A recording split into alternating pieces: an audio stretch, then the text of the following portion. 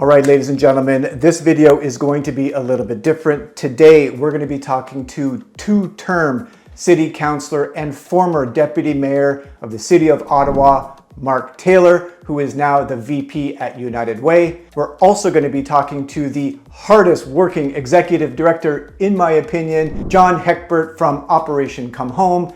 And lastly, we're going to be talking to a man who's worked his way from the bottom all the way to the top and is now the CEO, Adam Joyner from the Boys and Girls Club. We're discussing today the profound impact of charity in our communities. And as a realtor, I'm here to share how each sale of your home, either on the buy side or the sell side, can be a force for good in our community. This isn't virtue signaling either. This is about real actions and the tangible differences they make. Let's discuss how these three charities are making a difference in our community. This is my corporate social responsibility program. So let's dive into why charity is a big part of my business and how together we can make meaningful impact in Ottawa. Let's go.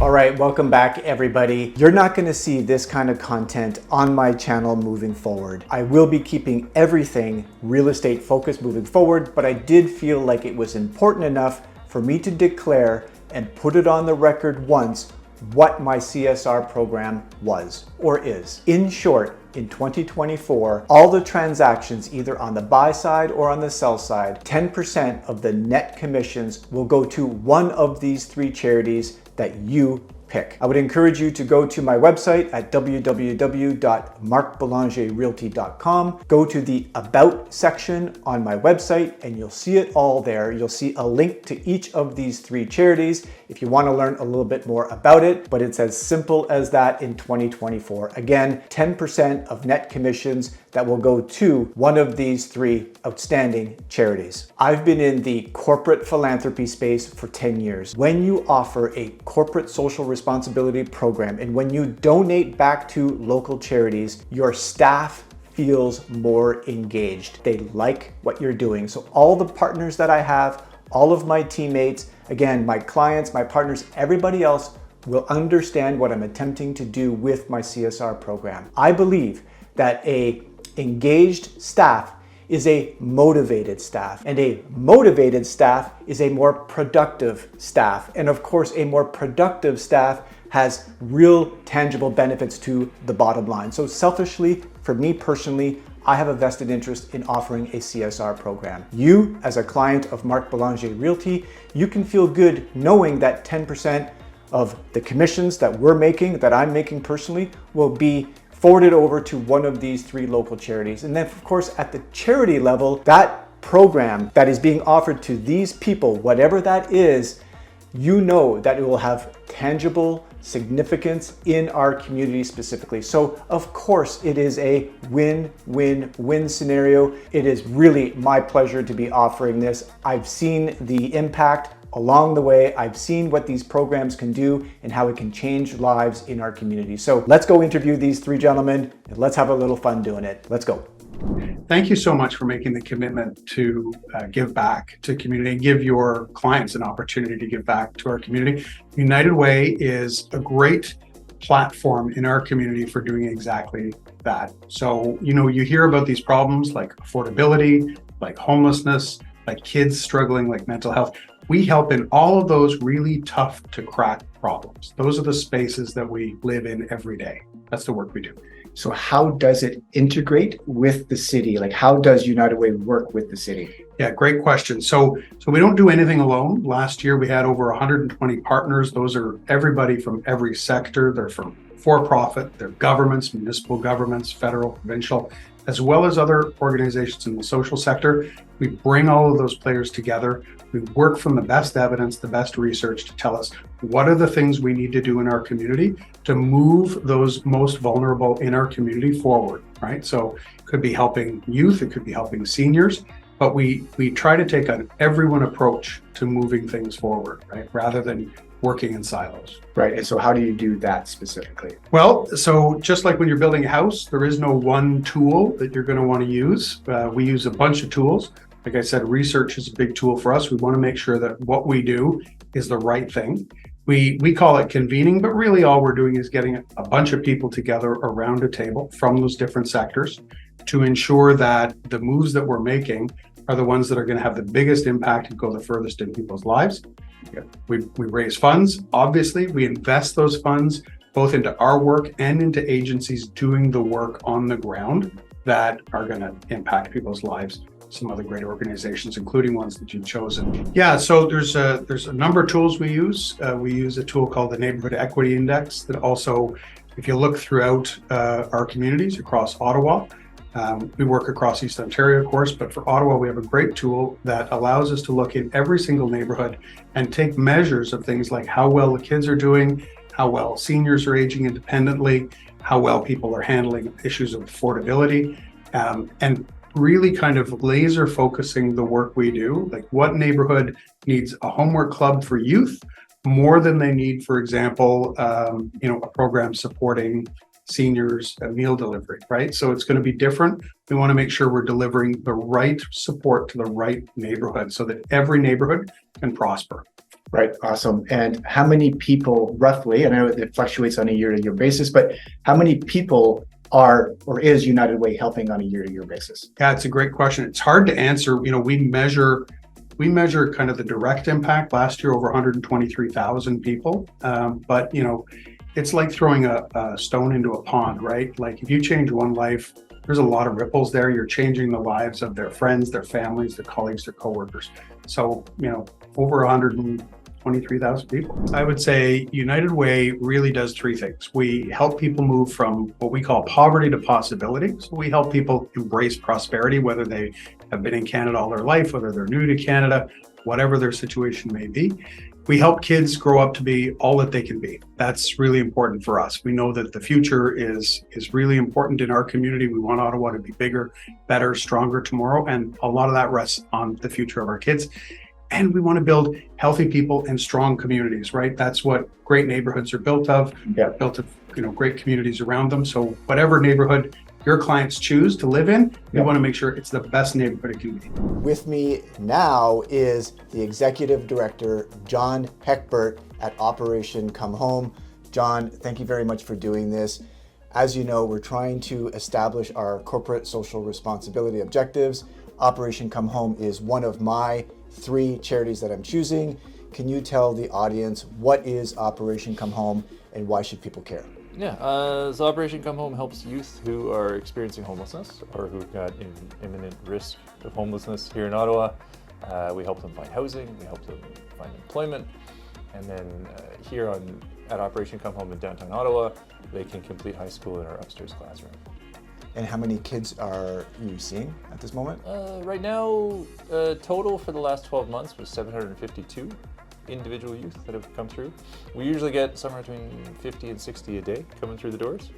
And we do drop-in programming during the mornings and the evenings. So we serve hot meals, we give out clothes and shoes and personal care products and all that stuff.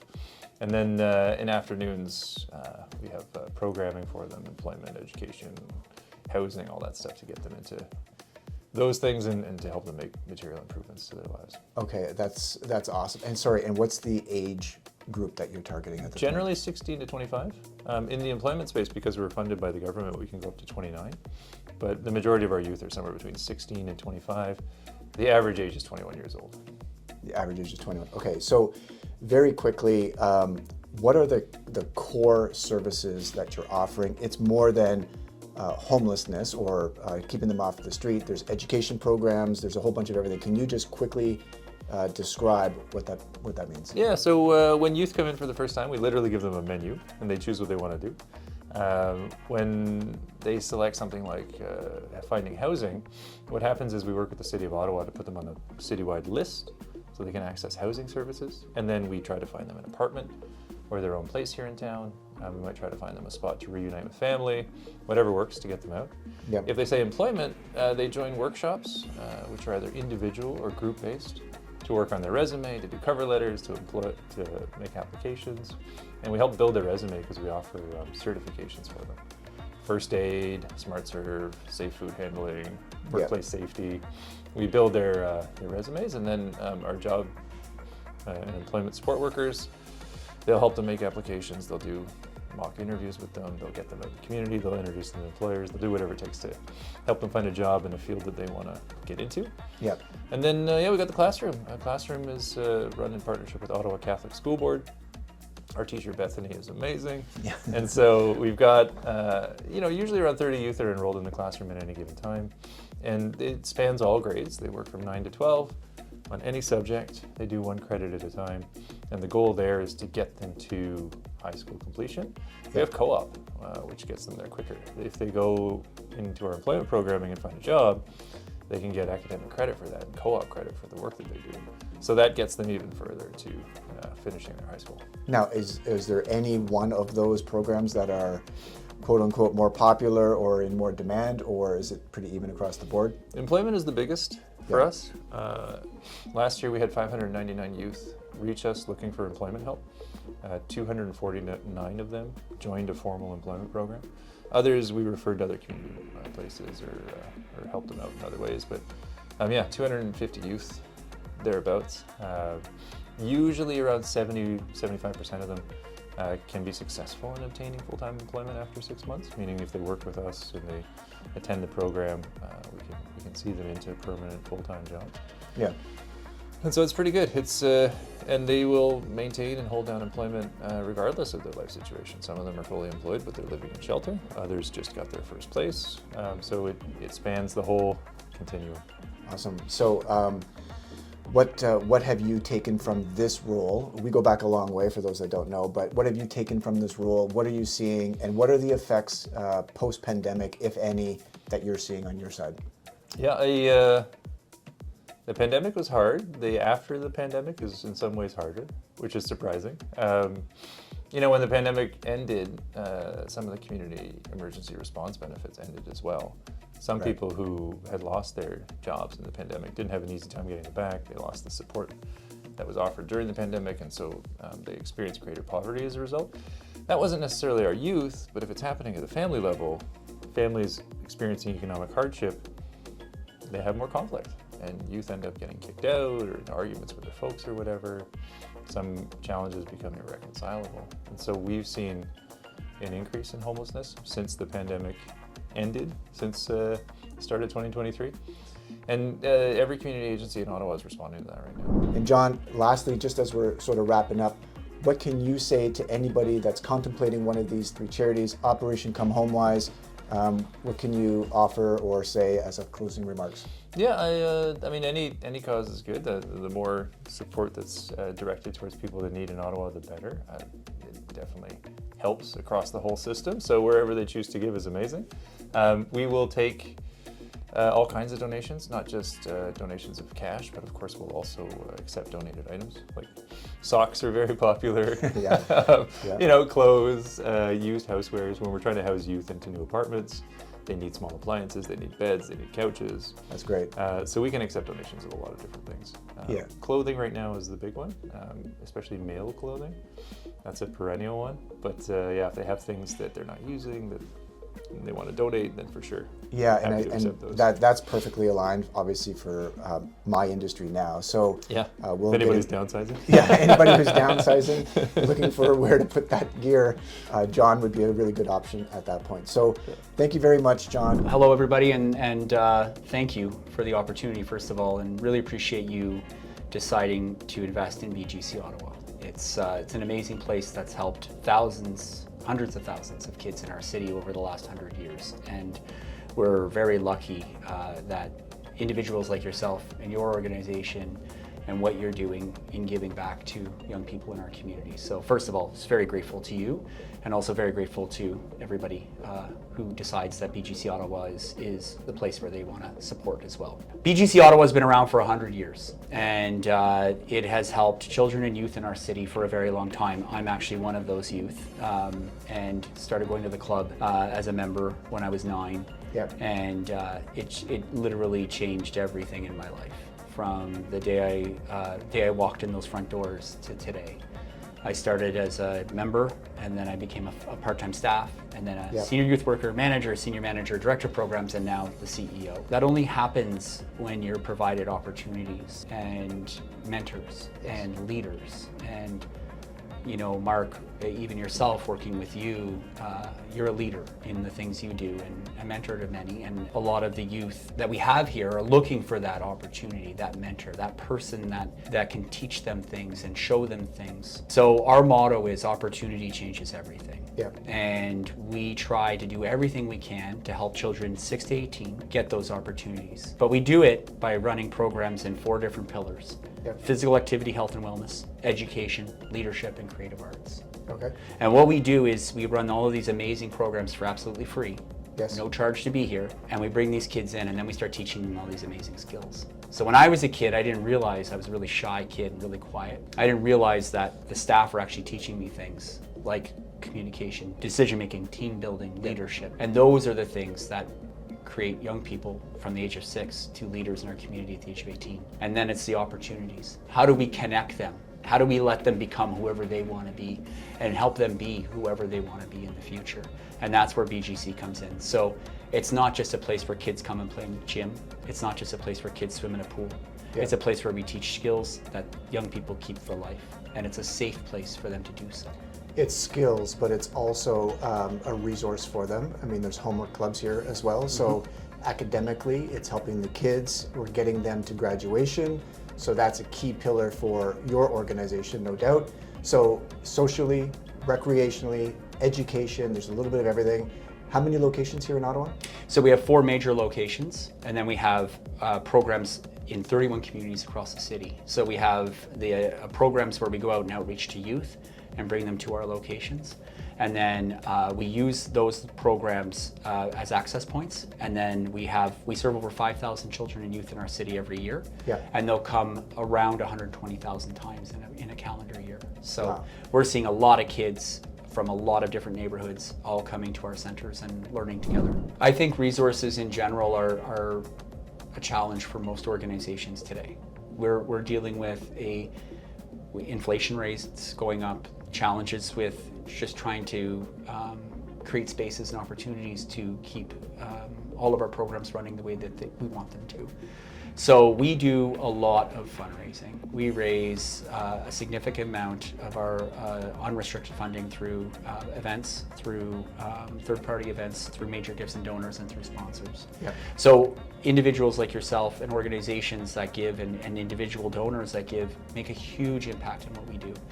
Over 96% of our unrestricted funding comes from donations.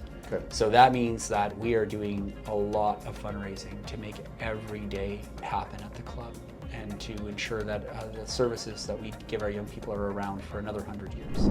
After school is a big deal. When your parents are working, let's say, it's between the bells as we call it, so 2:30 to 5 o'clock, there's this big void. They come to Boys and Girls Club, they meet with their friends, they do their homework. All that is a really good niche. It's a really critical time of the day where you know where they are and you know they're in good hands. So kudos to you and your organization for putting this thing together. So yeah, can I ask you just another question just before we go? How has COVID affected or changed that in any kind of way, if at all? Big time, big time. You know, COVID created a lot of challenges for our young people. We're seeing significant increases in education gaps where, you know, before you'd see a 1 or 2 year education gap. Anecdotally, it's much higher than that now. Social emotional skills, those skills like you and I talking right now, and to all you people out there, those skills are starting to lag because they don't have that. They don't have that network. They don't have those opportunities like they did before. Even physical literacy and healthy lifestyle, right? Yeah. So not having proper nutrition. These are things that have come up and are challenging for the young people that we serve. And if we don't get on top of this, it's going to be a crisis point for our community. So organizations like United Way, like BGC receives support from places like that where there's so many challenges out in our community, and right now it's such a great opportunity for us to all give back to. Okay, we're going to wrap up the video here. Thank you very much to the 3 outstanding gentlemen at these 3 outstanding organizations. Mark Taylor, the career politician. You can tell, and if you follow Mark Taylor on his social channels, you will see that he is involved, he is interested, and he helps every group at all sectors throughout the city, as does United Way. Obviously, they have their priority goals, and they serve over 100,000 people every single year in every single neighborhood here in Ottawa. Adam Joyner, a gentleman who's worked literally from the very bottom to the very top, now as CEO at the Boys and Girls Club. He knows what it takes, he knows what the kids like, and he obviously knows the impact that this is having on the kids specifically, as he's been there and he's done that. So real good shout out to Adam Joyner. Thank you very much, Adam.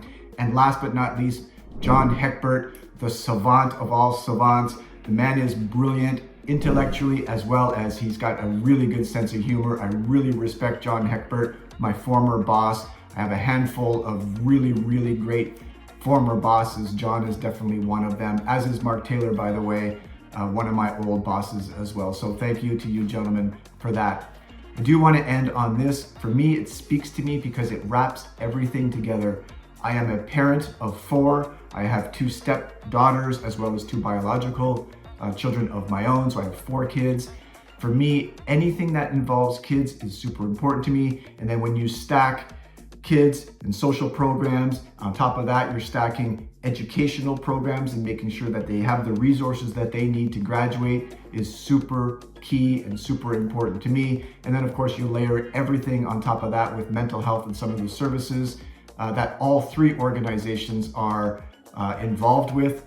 This is why I chose these 3 specific charities. And I'll end on this note as well. This is, I have to say it, the 3 events, if you're looking from a charitable perspective, I can highlight 3 events for you this calendar year, all linked to these 3 organizations. Number 1, if you want the most fun in a single night event, hands down, Boys and Girls Club, the Glamping Gala later this summer. It is an outdoor party. They bear no expense. It is phenomenal. You'll see the wine, the champagne, you'll see a really big party, and they'll raise a lot of money for the Boys and Girls Club. It is definitely something I would recommend to anybody who's looking to have a good time in the summer months. If you are looking to get involved with charity with your family, then of course I would point you towards United Way. There's an event happening in May called Move for Youth, which is something that I used to be involved with. Parents, kids, it's kind of a step program. Get out there, participate. It's a really, really fun activity. And if you're looking for a challenge, there's no harder challenge than what John is putting together at Operation Come Home, where they sleep outside in raising money for youth homelessness. And they're not sleeping outside in the middle of July, they're sleeping outside in the coldest, in the dead of winter, in the 3rd or 4th week of January when it's -20, -25. They do a 24-hour sleep out outside to raise money for youth homelessness. So if that's on your bucket list, reach out to John, make a donation. You know that it's all going towards a good cause. So I'm gonna wrap it up here. Thank you very much. I've said it before. These are my 3 charities of choice. Any purchase, any sale, 10% of net proceeds. You pick which of these 3. I'll make the donation in your name. I'll be sending out the money in your name, and everybody wins. Like I said off the very, very top, I win, you win as the consumer, and of course, one of these 3 charities will also win as it gives them some money to fund these valuable programs. So that is it on this video. Thank you for your time and your attention. Until the next one, take care.